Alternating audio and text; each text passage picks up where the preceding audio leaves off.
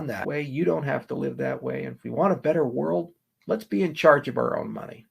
If we want a better world, let's be in charge of our own democracy. If we want a better world, let's make sure that we can think and speak. Simple stuff.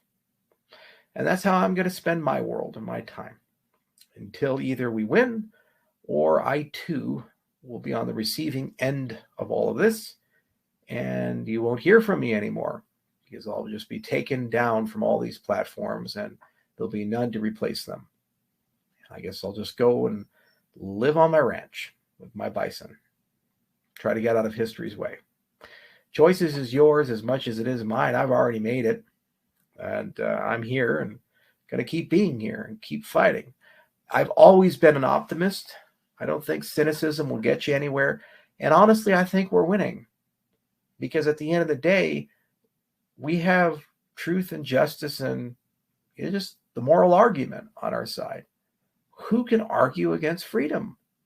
Who can argue against dignity? Who can argue against equality? Who can argue against humans treating each other with respect? Who wants to argue for fear and censorship and control and domination and all these things? Who wants to fight for those things? Only the people who benefit from them. And that's becoming fewer and fewer and fewer. So more and more are getting very tired with the status quo. So that's the real truth and the meaning of what's happening right now with Spotify and Joe, and what's happening right now and this whole miasma of misinformation and other things that are spreading.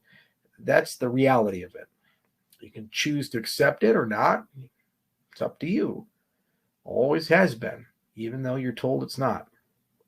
And that's the reality of our industry as a whole.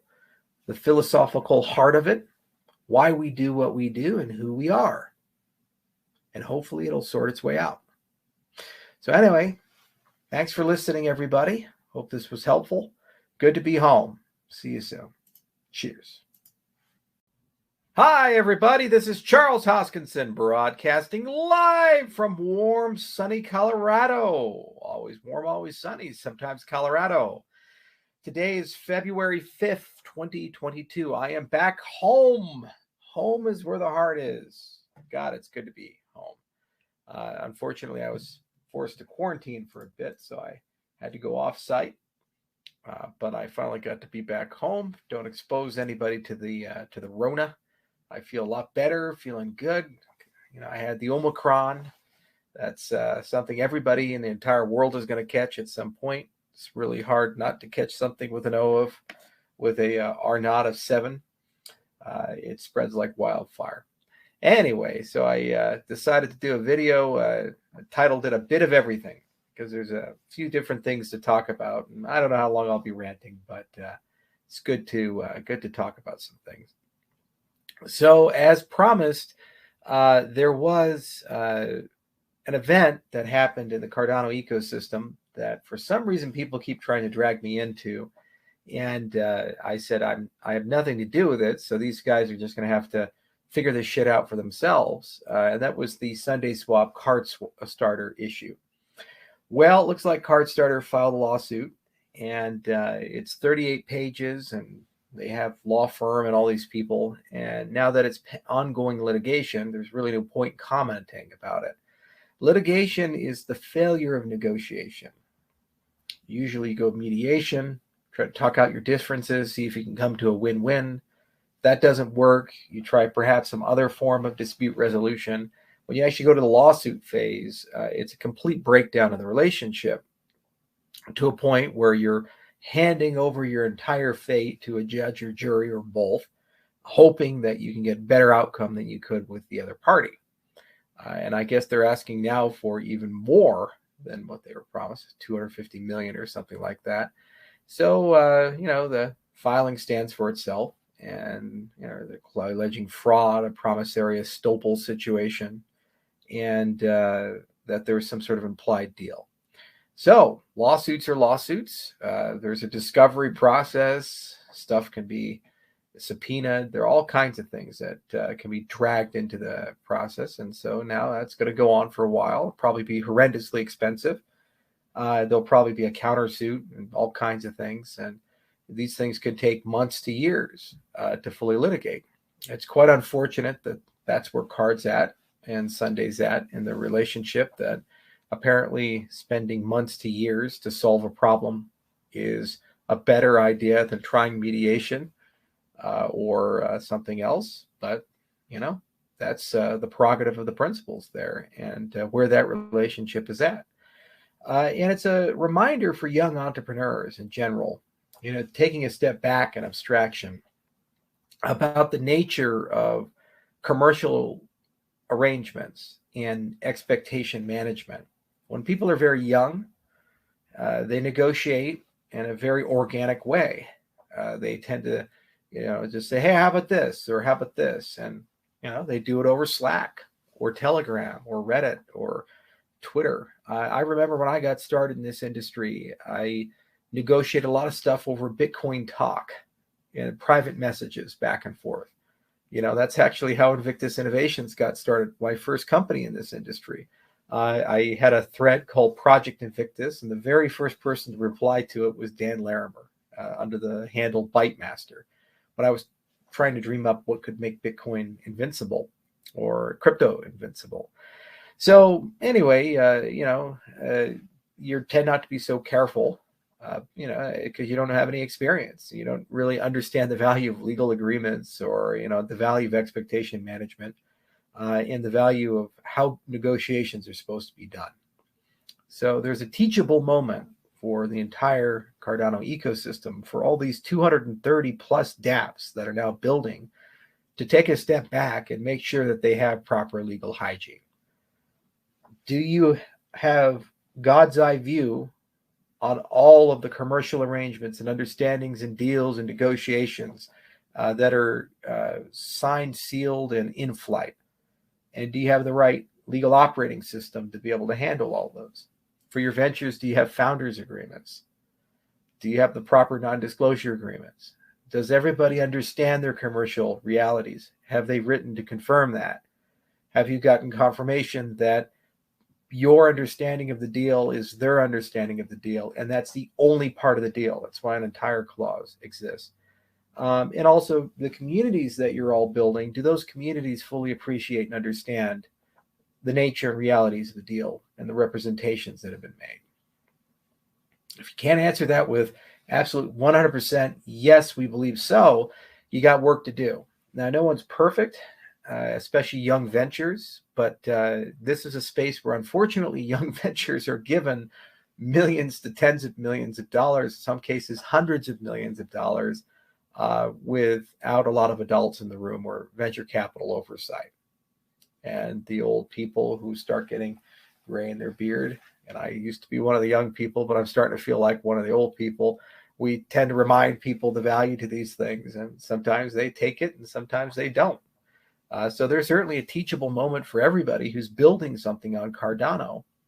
Anything that has value, anything that could have value in the future, could potentially be a spot for litigation or discussion. Never forget that. And everybody you think is your friend, is on the same terms as you, they can turn very quickly when real money is at stake.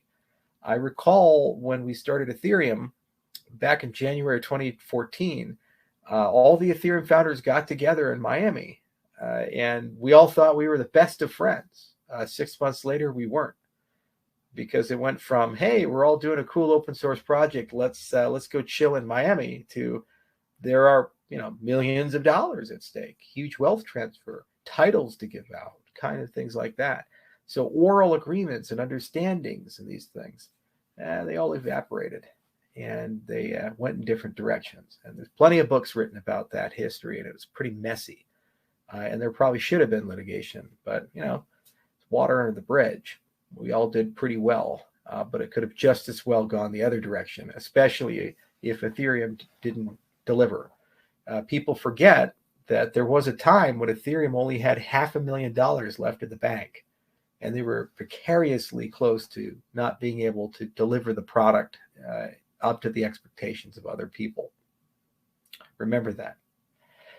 So anyway, that's that. No more to comment on my side because litigation's ongoing and we're not a party to it.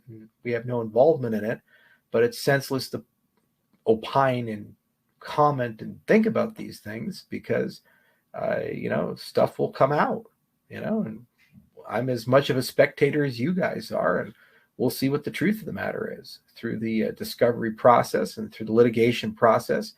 Lots of things will be brought to the court, and we'll see what these guys do. All right, so that tables that. Don't add me to tweets anymore. Don't ask me to comment on anymore. You know at this point as much as I do. There's nothing more to say. Let's talk about Joe Rogan. Many of you know that I'm a big fan of the Joe Rogan podcast because of what it is. There are so few media that we have that somebody makes it a point to bring somebody on and just let them discuss whatever the hell they happen to be an expert in. You can be a UFO guy. You can be a world famous scientist.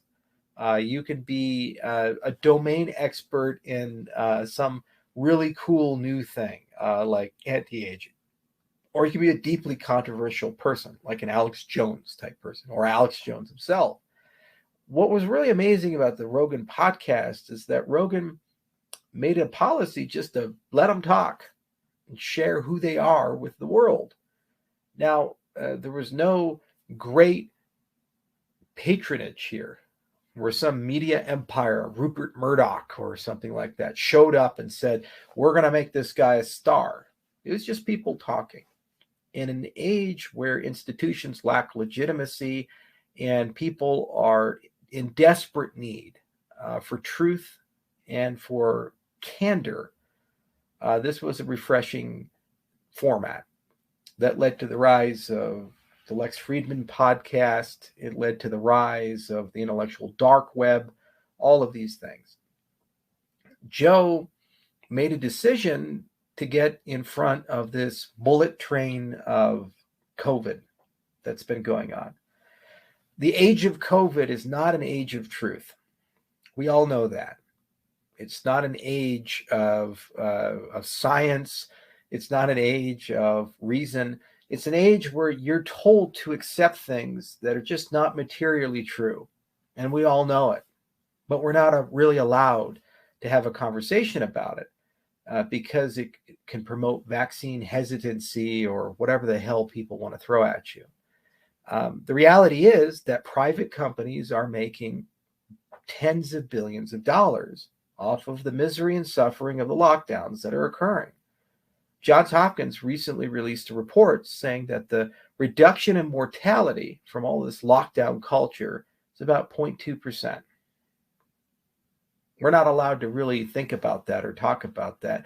A public health campaign to reduce obesity probably would be more effective than what the lockdowns have done for the reduction of mortality. And we've witnessed over the last 24 months the largest wealth transfer in the history of the world between the poor to the rich. That's a fact. Mandates, especially for vaccines, mean that private companies who have no risk and didn't have to pay to build the products that they build are guaranteed to make tens of billions of dollars. And if we don't take them, then we're now social pariahs. So we're not allowed apparently to have a dialogue about that. And if anybody tries to have a dialogue about that, they're punished. The statements that Rogan made, didn't make them yesterday. They occurred over a 2-decade period. 100 million people in the audience. No one seemed to have any issue. No one did any collages or things until after started commenting on things that make very powerful people tens of billions of dollars. And now there's a big surge of censorship and deplatforming. So people come to our industry, the cryptocurrency space, because there's a very real possibility that Joe could be canceled. And there's a very real possibility that somebody with 11 million followers who listen to him on a regular basis could suddenly wake up without a job. And they say, well, you guys are the censorship resistant industry. You guys are the ones who somehow find a way to get people back into the milieu of society. The reality is crypto is not ready for social media. There are many challenges. And next week, I'll probably do some whiteboard videos and take you guys through some of the things that have to be solved if crypto actually has something to say to replace Twitter or Facebook or be a platform for free expression and free speech and free thought. It's not really where we're at as an industry yet. There's a lot of work that needs to be done. So unfortunately, there's no panacea here. There's no silver bullet we have to offer a guy like Joe when they continue to attack him and eventually get rid of him, because it'll come at some point somehow, scandal after scandal, or the slow heat death of losing his audience because of all the controls that have to be put on now. It makes me sad when you lose the ability to express yourself and think and have controversial ideas. Ideas can't hurt you. Ideas hurt the people in power. Ideas hurt institutions. Ideas hurt other ideas, but ideas don't hurt you. You are a free-thinking person, the person listening. You have every ability to look at each scenario and situation in its own right and use your judgment and rationality to decide what that situation and scenario means to you. And we have, as a society, to take a step back and realize that people are just making decisions for us arbitrarily about what we must put in our bodies, what we must put in our children's bodies, making decisions about the money that you work so hard for. Our national debt in the United States crossed over $30 trillion. Back when I started going to college, it was a little over 4. Wasn't too long ago. I'm not that old. Now we're 30. And we're told there's no inflation. It's transitory. I'll guess it's here, but don't worry about it. They tell you things like you'll owe nothing and be happy. More people than ever before are renting because they can't afford to buy a house. More people than ever before, even if the husband and husband, wife and wife, whatever pairing you want to put together, both have jobs, 2 jobs, 3 jobs, working full-time, overtime, gig economy, still can't pay the bills. When my grandfather got out of the Korean War on my mom's side, single working household, married his sweetheart, had 7 kids. She didn't work. And he was still able to retire a millionaire off of a blue-collar salary because he invested wisely. That was the economy he lived in. We don't live in that economy anymore. Now, it doesn't affect me. I'm part of a special class of people. I'm very fortunate to have stumbled into it. Wasn't born into it, but now that I'm there, if I just shut up and do nothing, the rest of my life can make double-digit returns and basically live a life of plenty. I don't have a lot of economic problems anymore. The way that the economy is set up, people like me, we don't have issues. And that's at your expense. Because all those investments I'm allowed to invest in, those giant real estate funds that are buying up all the apartment buildings and buying up all the houses and other things that they rent to you, they benefit me. They don't benefit you guys. There is nothing more immoral and disgusting than the progression of this economy and the way the wealth transfer has happened over the last 24 months. The only way we get out of this is to discuss it. But now our ability to think and discuss, to be rational human beings, express ideas, is being taken from us systematically, piece by piece. Think about it. The point of the cryptocurrency space, the core of it are 3 things. One is this idea of decentralization. Do you really know what that means?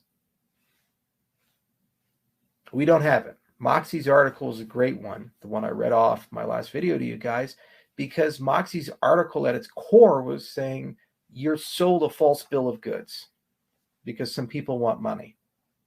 But the heart of the industry, decentralization, has yet to be fully achieved. A lot of people are working towards it and working for it, and there's a lot of great ideas about it. We're starting to figure out how to measure it, but at the end of the day, it's an elusive thing. There's a lot more to do to get to true decentralization. Second is this concept of inclusive accountability. Something so simple. And you know you live in a controlled society when people take it from you. Inclusive accountability is just your ability to verify things yourself that people tell you. So in Bitcoin, Cardano, Ethereum, any real cryptocurrency, if I send you a transaction, I send you some ADA, you boot up your Daedalus, you have everything you need to check and verify that ADA exists and it hasn't been double spent. That can also be used for voting systems. So when you vote, wouldn't it be nice to be able to check and make sure your vote was actually recorded and recorded the way that you voted instead of just taking somebody's word for it? Any society that tries to take your ability to inclusively verify something, a fact, an event, a biological reality, whatever it is, to take your ability and say you don't have the right or means to check, trust us, there's something fundamentally wrong. I posted a video from the State Department where they made some allegations against Russia. And a journalist very rightfully stepped up and said, well, where's the evidence? And he said, well, I just told you. I said, well, no, that's an allegation, but where's the evidence behind it? And they played a game of semantics for 5 minutes. It's an incredible back and forth. There's no inclusive accountability and an assertion. And the third thing is governance. Your ability to decide, your ability to navigate a complex issue and vote, make a decision, to work with others and converge to a consensus about where do we go from here. This is the core of our industry: decentralization, inclusive accountability, and decentralized governance. And all of those things should be present in every institution we rebuild. We talk a lot about systematic problems in institutions. Okay, yeah, there's certainly many, but it's not a solution to rebuild them by building even more centralized institutions and just changing the leaders and hoping the new sets of people are going to be more virtuous than the rest. No one is more virtuous. I'm sorry. If you have a virtue-based government where you hope the people in charge are honest, you're already fucked, because humans are pretty bad people, especially when they have absolute power and limited accountability. They become really bad really quickly. That's why we're in the situation we're in.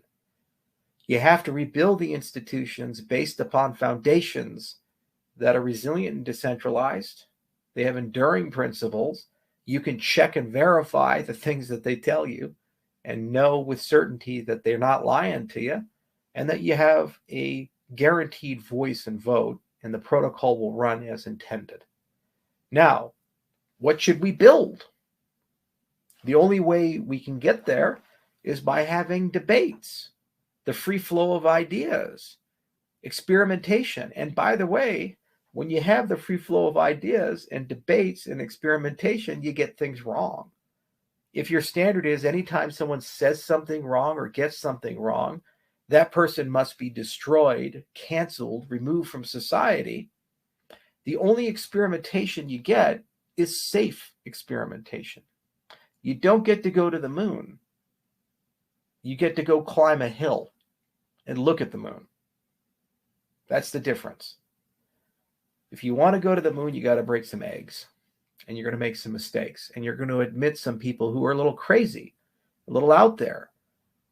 And that's okay, because at the end of the day, what are the consequences of those mistakes? If they're ideas and thoughts, they don't hurt you. If they're words, they don't hurt you. It's actions, it's execution, it's institutionalization. That's what hurts you. Because those are the people that get the guns. Those are the people that can put you in handcuffs. Those are the people who get to decide what's in your wallet. Those are the people who get to decide whether you get to participate or not. Those are the people who get to decide your value as a human being. That's the difference. And I'm getting real tired of living in a society where I'm told to live and accept contradictions and lies, and told to live and accept that this is as good as it gets and it's only going to get worse from here. I've been to over 70 countries. I've shook hands with dictators. I've shook hands with democratically elected presidents, religious leaders, other billionaires, very powerful people. I've also seen the poorest people, the weakest people. I've seen people who have nothing, who literally live in mud huts. I've seen the entire gamut and spectrum. The one common thread amongst all of them is they're human beings, and they have equal dignity and equal value. That's the common thread amongst all of them. And they deserve to all live in a world where they don't get lied to. They deserve to all live in a world that gets better over time, not worse. And they deserve to all live in a world where their dignity as people, as humans, is respected. I don't think that's asking too much, because we want that for ourselves. And if we demand it for us, we must be prepared to give it to them. And if our systems don't do that, we all must work together to change our systems to something else. It's just that simple. And that's my life's mission in a nutshell. That's why we build the products we build. That's why we think the way we think. That's why we do peer-reviewed research, because it's inclusive. It's slow and methodical, but at the same time, it leaves no one behind. It's why we focus on decentralization and inclusive accountability and governance, because in solving those things, we don't leave anybody behind. And every step of the way, you can check the work. Every step of the way, the work is permanent and doesn't regress and doesn't require an actor to keep pushing the boulder up the hill and getting it done. There's always a supply of people to continue the progress. That's the world I'd like to live in. And it hurts me deeply when I see that the institutions we need to carry on this movement are being attacked systematically. I've become increasingly more philosophical and political throughout the years. When I first started in this business, I said, if I focus on the technology only and the engineering and the protocol design, the rest is going to figure its way out. And while it's very important stuff, and I do spend 40, 50, 60 hours a week, every week for the last 8 years thinking about these things, the reality is that the much more important work is the why. It is the philosophy. Because at the end of the day, this technology is neutral. These protocols are neutral. Whether they're used for great good or great evil depends upon the people using them, their intent, and the institutions that are built from them.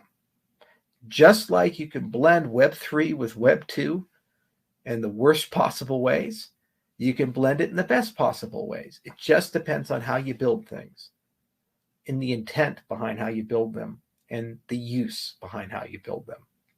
And we are at a precipice as a society. And we have to decide where we want to go.